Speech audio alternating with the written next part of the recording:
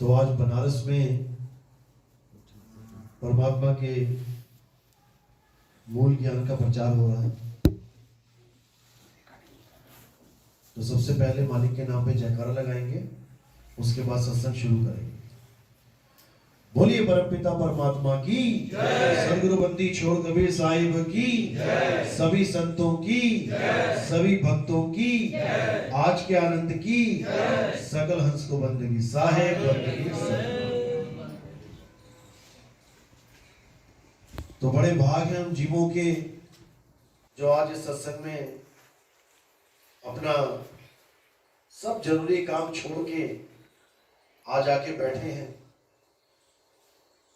क्योंकि साहिब कहते हैं कि ये जन्म जिस कार्य के लिए मिला है उस कार्य में आपको बिल्कुल भी आनाकानी नहीं करनी है।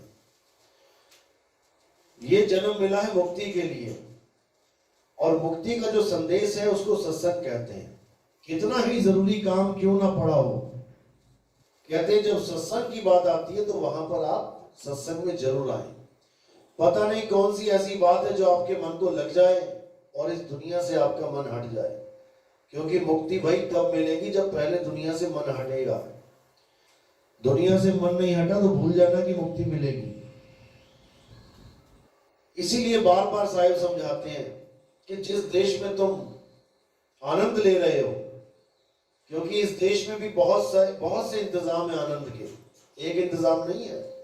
काल और माया ने इतना इंतजाम कर रखा है इस देश में आनंद का कि जीव इससे छूटना ही नहीं चाहता। किसी को पूछो भाई तुम इस दुनिया में वापस आना चाहते हो, कहता बार बार आना चाहता हूं। इससे अच्छा क्या है, इतनी बढ़िया दुनिया बनाई है भाई तब तक जब तक तुम्हारा शरीर ठीक है, काया ठीक है, जवानी है, तब तक तो बहुत अच्छी है दुनिया। और जब बुढ़ापा आ जाता है फिर एक एक दिन काटना मुश्किल हो जाता है। तो ये झूठी दुनिया झूठे आनंद का सागर है, झूठे आनंद का सागर है। ये कितना ही गोता मार लो मन नहीं भरता। लेकिन साहिब कहते हैं जो सत्संग से जुड़ जाते हैं फिर उनको यहाँ पर रहना ऐसे लगता है मानो जेल में बैठे हैं। सारी फैसिलिटी मिली हुई है, बढ़िया बढ़िया खाने को आ रहा है, बढ़िया बढ़िया पहनने को आ रहा है, अच्छे अच्छे मकान है, सब डिजाइन बढ़िया बढ़िया बना रखे हैं, लेकिन रहने का मन नहीं करेगा। दिन रात यही लगा रहता है कि अब जाएं अब निकले यहां से, क्योंकि नहीं रहना है। रहना नहीं देश बेगाना है, बेगाने देश में क्या मन लगा के बैठे हैं। ये धरती कागज की पुड़िया, अभी देखो कितना अच्छा लगता है, यहाँ बिल्डिंग बना ले वहां बिल्डिंग बना ले। अभी 40 दिन लगातार बारिश हो जाए अभी पैर रखने को जगह ना मिलेगी तुम्हें। अखबार देखा ना सुबह का, कड़कड़ाता अखबार, और उसको बाल्टी में डाल दो एक बार पानी से भरी बाल्टी में, एक ही पल में क्या हो जाता है, चिथड़े चिथड़े हो जाएगा वो। ऐसे ही ये संसार है, देखने में लग रहा है ठोस है, मिट्टी बढ़िया एकदम बहुत ऊंची ऊंची बिल्डिंग बन जाएगी। लगातार 40 दिन बरसात हो जाए तो पैर रखने को जमीन ना मिले इस धरती पे, सारी धरती पानी में घुल जाएगी। रहना नहीं देश बेगाना है, ये धरती कागज की पुड़िया, बूंद पड़े घुल जाना है।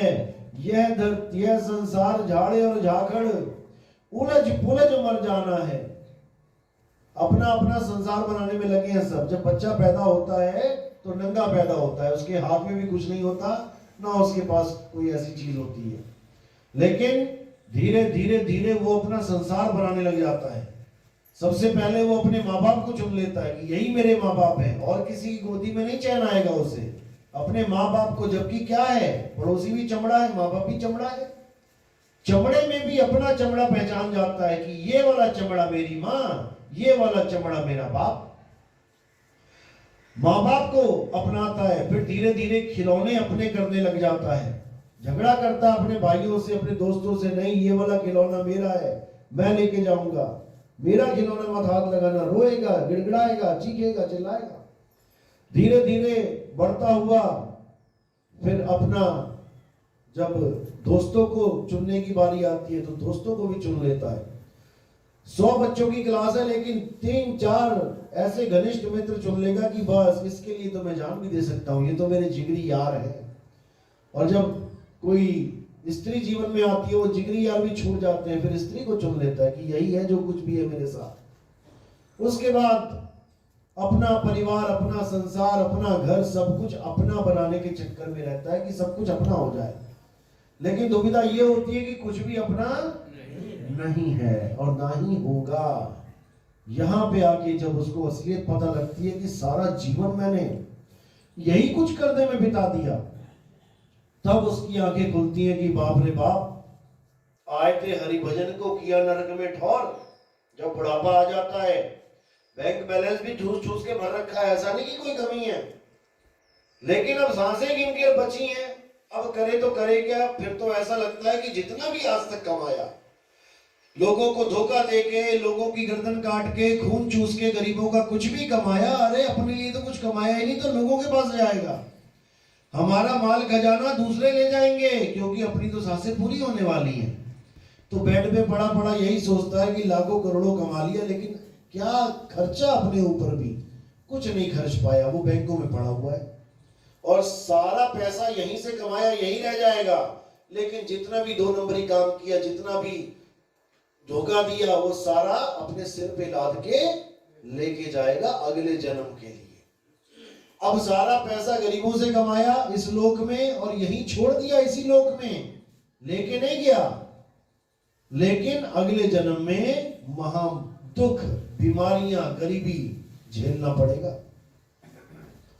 यानी कि जो इकट्ठा किया वो ना तो अपने लिए यूज कर पाया और ना ही उससे अगला जन्म सुधार पाया। वापस उसी दलदल में लोगों की बददुआएं लेके फिर वही महामारी में बुरा हाल। तो संत महात्मा यही समझाते हैं कि इससे पहले कि तेरा भी यही हाल हो जाए, हे जीव उठ और सत्संग में जा। लोग कहते हैं परमात्मा कृपा करो कृपा करो, कृपा सत्संग से होती है। कृपा का मतलब होता है तुम्हारा विवेक जाग जाए, यही कृपा है। और उसके लिए साफ बोला, बिन सत्संग विवेक ना हुई। बिना सत्संग के विवेक जाग ही नहीं सकता। अब सत्संग, कुछ लोग क्या करते हैं कि हमारे सत्संग के अलावा किसी और का सत्संग नहीं सुनना है, वरना तुम्हारा नाम खंड हो जाएगा। बहुत बड़ी दुविधा है ये। ना तो आज तक किसी संत ने ऐसा बोला और ना ही कोई संत ऐसा किसी को बोलेगा। जो ऐसा बोलता है वो संत तो हो ही नहीं सकता, क्योंकि अगर सारे संत यही बोल दें कि केवल हमारा सत्संग सुनना है, चेलों दूसरे का नहीं सुनना, तो तुम्हारे पास कैसे पहुंचेगा कोई? दूसरों के चेलों को तो तुम दे सत्संग पे सत्संग अपने भेजो कि ये सुनो ये सुनो, और जब तुम्हारे चेले को कोई भेज दे कि ये सुनो, तो तुम कहो ये तो गुरुद्रोही है, इसका तो शक्ल नहीं देखना चाहिए, इससे तो बात नहीं करनी चाहिए, हाथों से पानी नहीं पीना चाहिए। ये मैं उन लोगों की बात कर रहा हूं जो हमारे सत्संगों के लिए कहते हैं कि नितिन दास का सत्संग नहीं सुनना है, नहीं तो नाम खंड हो जाएगा। अरे भैया तुम्हारा पंथ खंड हो जाएगा, नाम छोड़ो, तुम्हारा पंथ खंड हो जाएगा अगर हमारा सत्संग किसी ने सुन लिया। क्योंकि हमारा सत्संग ऐसी ज्वाला है कि बड़े बड़े भस्म हो जाएंगे उसके आगे, कोई सुन के तो देखे।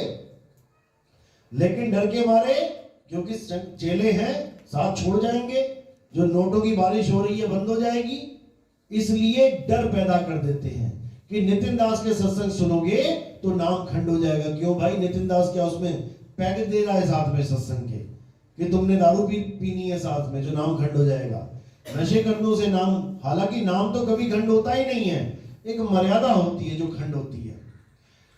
नशे करने से मर्यादा खंड होती है, व्यभिचार से मर्यादा खंड होती है, और मीट मांस अंडा खाने से मर्यादा खंड होती है। उस मर्यादा को हमने खंड नहीं करना है। सत्संग आप किसी का भी सुन सकते हो।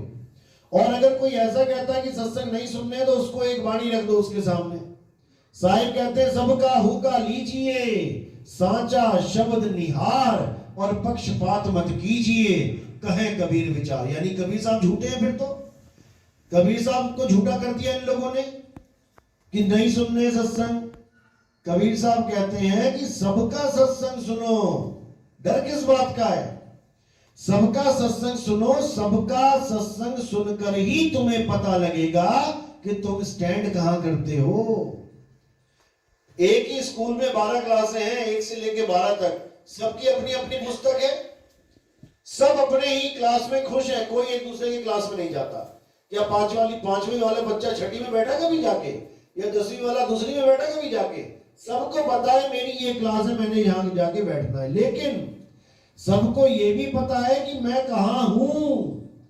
5वीं वाला जानता है मैं 5वीं में हूं, उसको टीचर पूछता भैया कौन सी क्लास में है, वो कहता I am in 5th standard.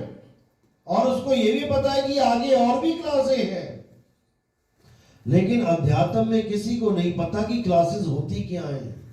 अध्यात्म में लेवल पता ही नहीं है कि लेवल क्या होते हैं।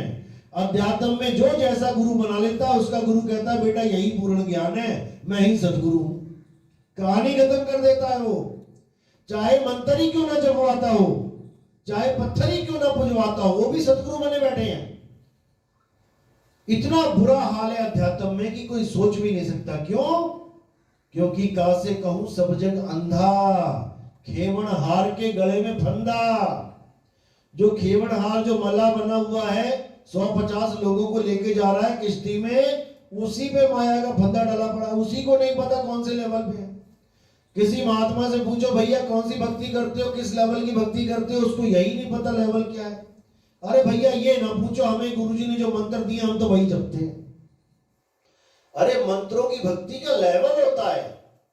जाप का लेवल है, अजपा का लेवल है, अनहद का लेवल है, सार शब्द का लेवल है। लेकिन तुम्हें पता ही नहीं है कि तुम जा कहां रहे हो, कौन सी किश्ती में बैठ गए हो जाके। सारी किश्तियां डूबेंगी जब तक तुम्हें यही नहीं समझ में आया कि मेरा गुरु किस लेवल की बात कर रहा है। तो सच्चा गुरु कौन होता है? जो सबसे ऊंचे लेवल की भक्ति करवाए, जिसको सत भक्ति कहते हैं, जिसके लिए बोला प्रभु का सिमरण सबसे ऊंचा, सबसे उच्च कोटि की भक्ति करवाए।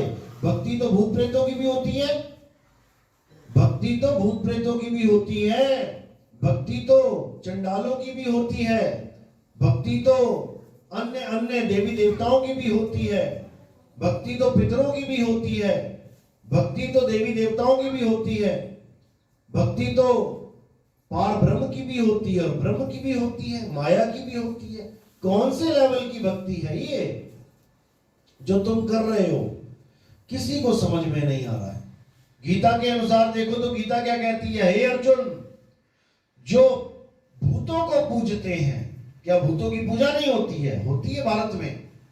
जो भूतों को पूजते हैं, जो पितरों को पूजते हैं और जो देवताओं को पूजते हैं, वो भूतलोक, पितरलोक और देवलोक में जन्म लेते हैं।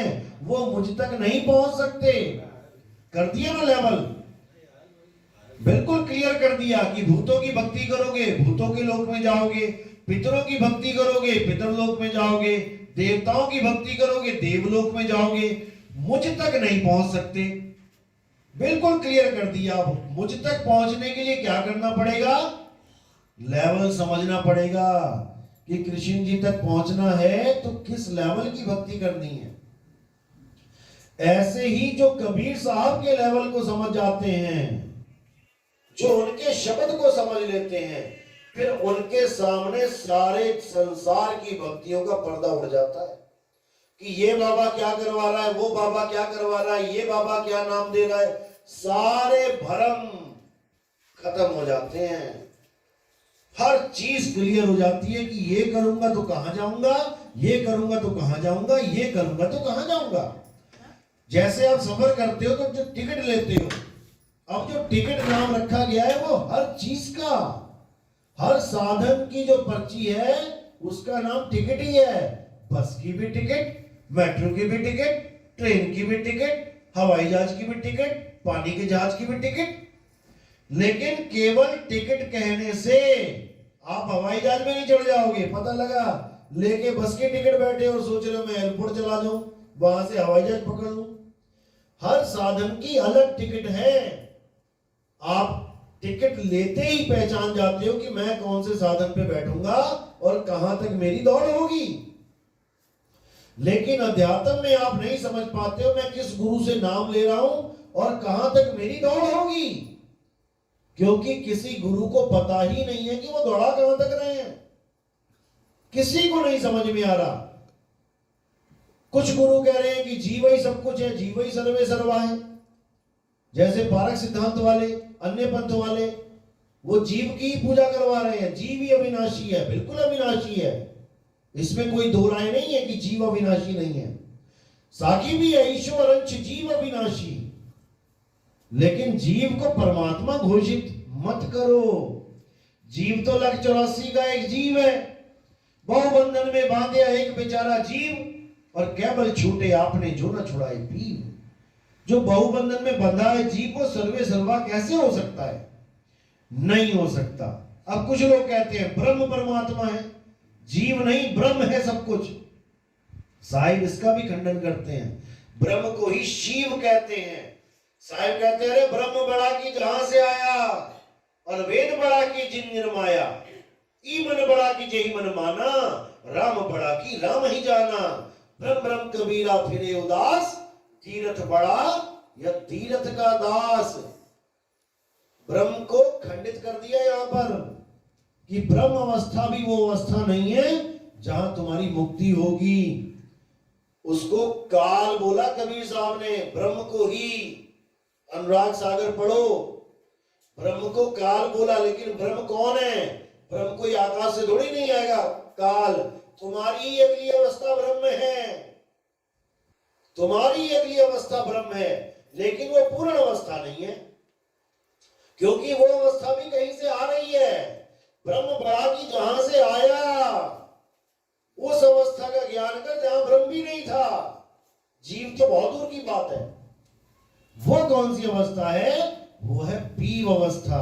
ब्रह्म है शिव अवस्था, जिसके लिए बोला जीव शिव दो प्रगटे, और वे ठाकुर वे दास, कबीर और जाने नहीं राम नाम की आस।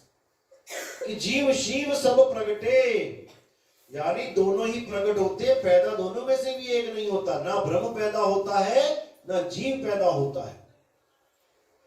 जीव शिव दोनों प्रगटे, वह ठाकुर वह दास। जो जीव अवस्था में रह गया वो दास बन गया, और जो शिव में अवस्था में चला गया वो ब्रह्म ज्ञानी बन गया, उसकी पूजा होने लग गई। आज देखो मंदिरों में क्या लिखा है, 108 श्री श्री श्री ब्रह्मलीन स्वामी फलाना फलाना। ये सारे ब्रह्मलीन स्वामी हैं, ब्रह्म अवस्था तक पहुंच गए हैं, इनको भगवान सिद्ध कर दिया गया है, लेकिन ये परमात्मा नहीं हुए। परम आत्मा एक अवस्था का नाम है, जहां पर जाके आप अपने निज स्वरूप को प्राप्त कर लेते हो।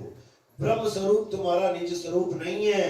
ब्रह्म स्वरूप तो सृष्टि का रचयिता है। सृष्टि की रचना ब्रह्म कर रहा है, और फिर वही ब्रह्म जीव बन के सृष्टि को भोग रहा है, वही भोग रहा है। बस माया के चक्कर में आगे भूल जाता है, और जब फिर भक्ति स्टार्ट करता है, फिर ब्रह्म तक पहुंचता है, फिर कहता हम ब्रह्मस्मि, मैं ही ब्रह्म हूं। पहले क्यों भूल गया था? माया के चक्कर में। ये माया भुला देती है, और फिर माया क्या करती है? उसी के साथ रहती है, उसी के साथ रहती है, जीव बना के रहती है। काल भगवान को जब माया छोड़ने लगी, माया को काल भगवान छोड़ने लगे, तो वो कहती कि मैं कैसे रहूंगी तुम्हारे बिना। तब क्या बोला? अरे मैं हमेशा तेरे साथ रहूंगा, और वो हमेशा साथ ही है, भूल मत जाना कि वो साथ नहीं है। यानी जीव अवस्था में भी मैं तेरे साथ रहूंगा। इसी को साहिब ने इशारे इशारे में समझा दिया। अरे माया मां ठगिनी हम जानी। क्या बोले? केशव के कमला हुए बैठी, शिव के भवन भवानी, माया मां ठगिनी हम जानी। तो वो ब्रह्म किस रूप में आ गया?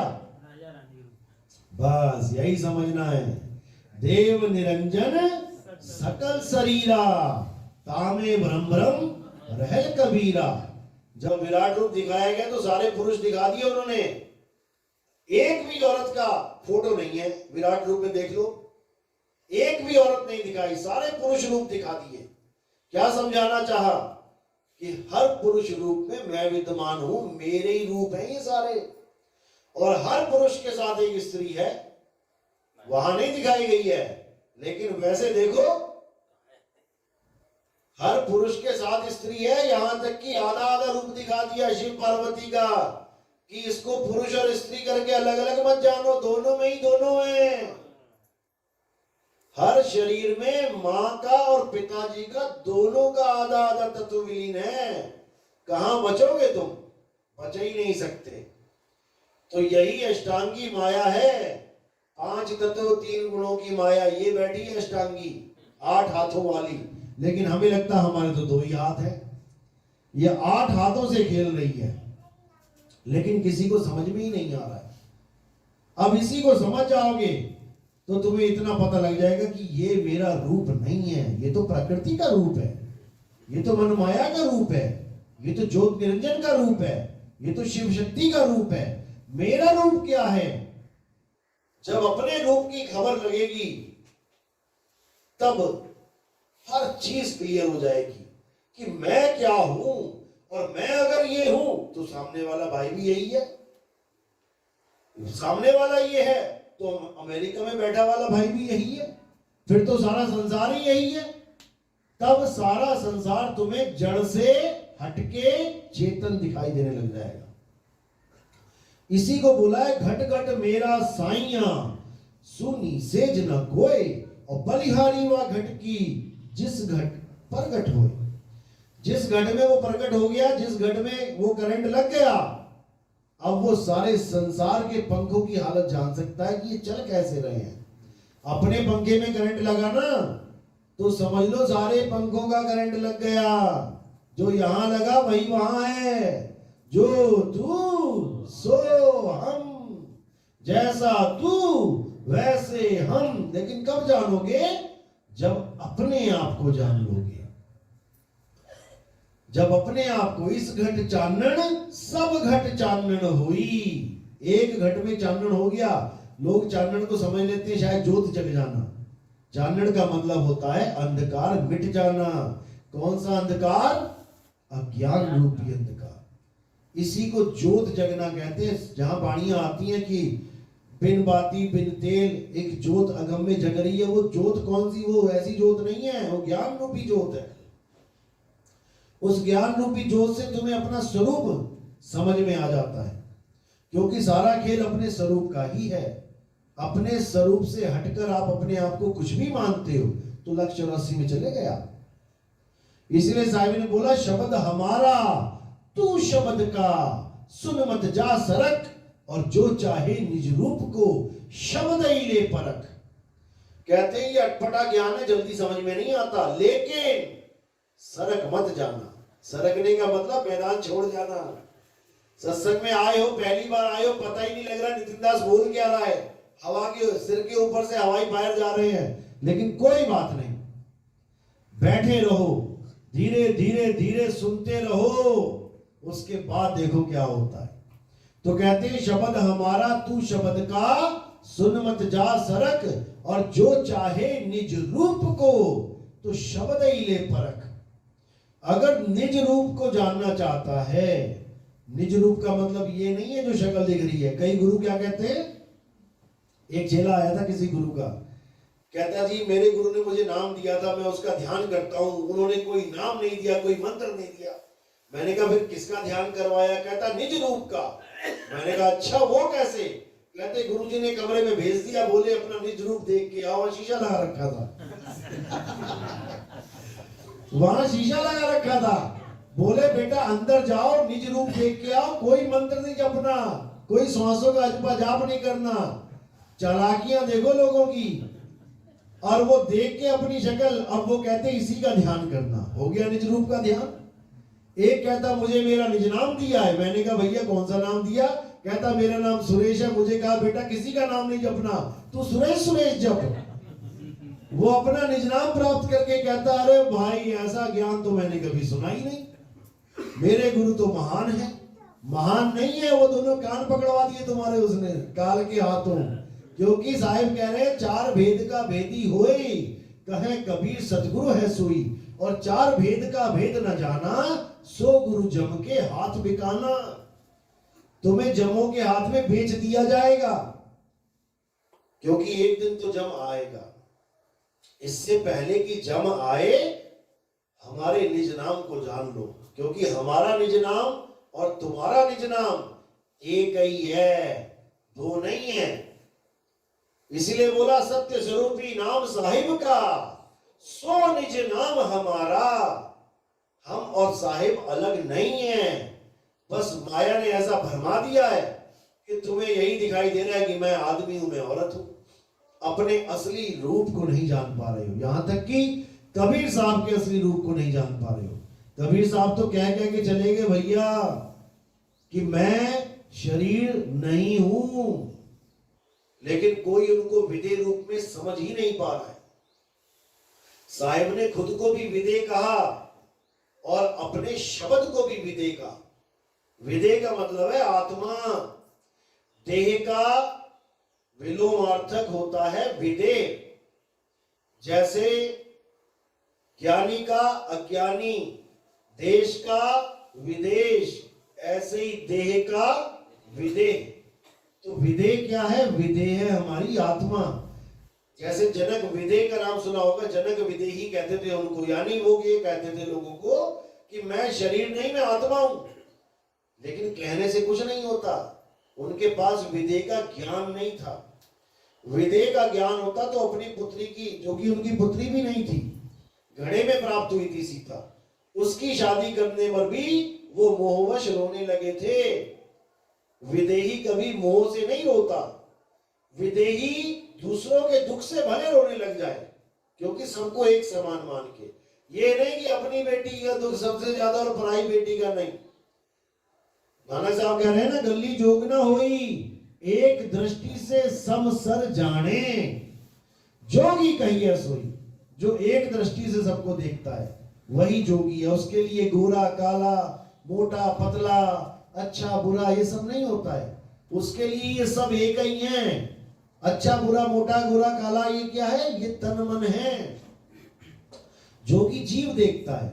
आदमी का जीव भी उतना ही प्रेम है उसको, औरत के जीव से भी उतना ही प्रेम है, क्योंकि वो जीव को समझ रहा है, शरीरों की महिमा में नहीं जाता है।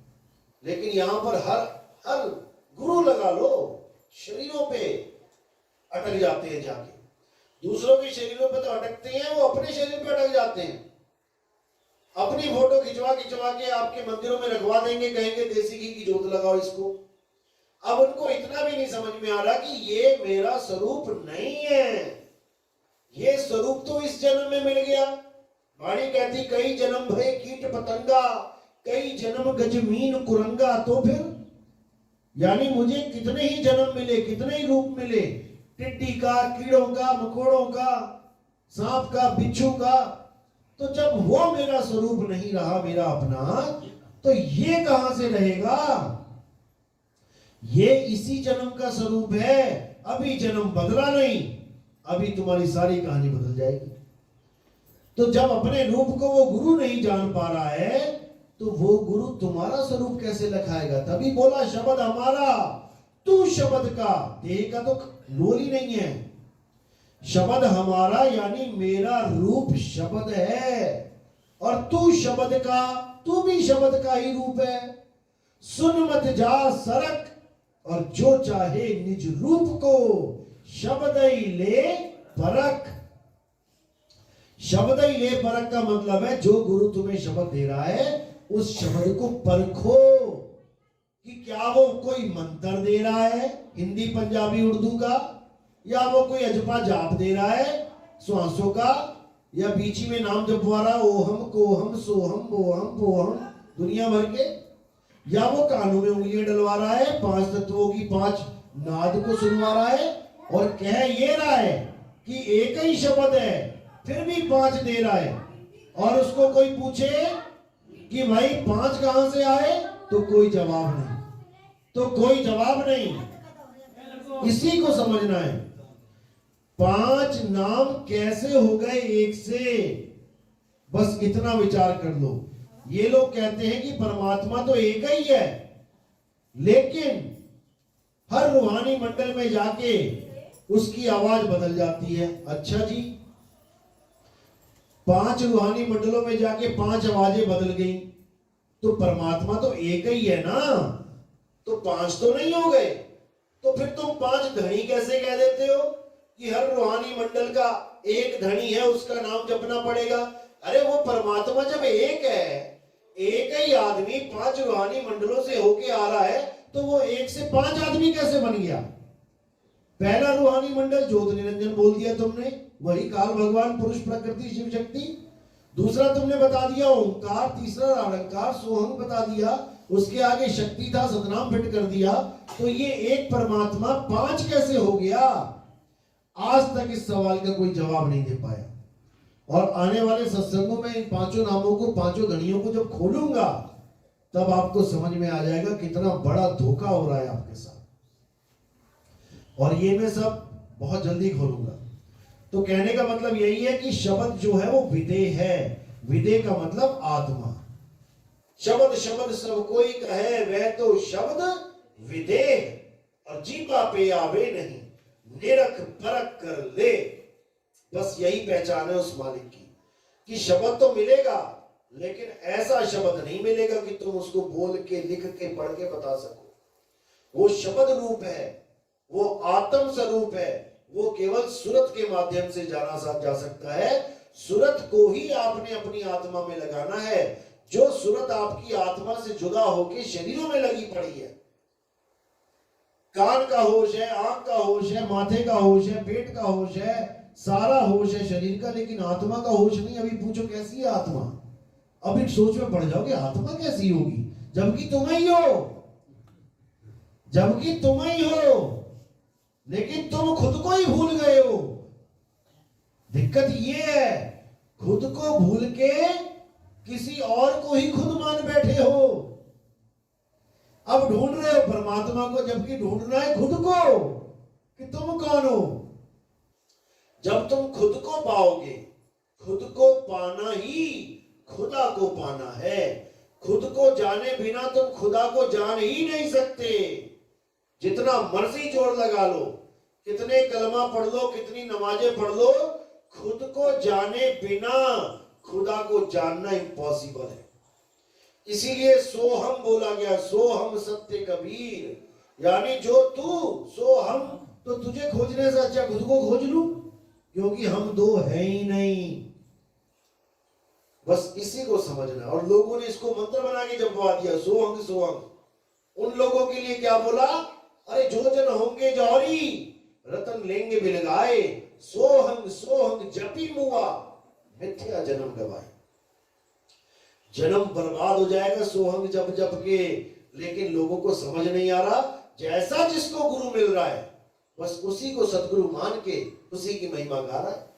लेकिन अब ऐसा समय आएगा भारतवर्ष में जब 2 पार्टियां बन जाएंगी। कौन सी 2 पार्टियां?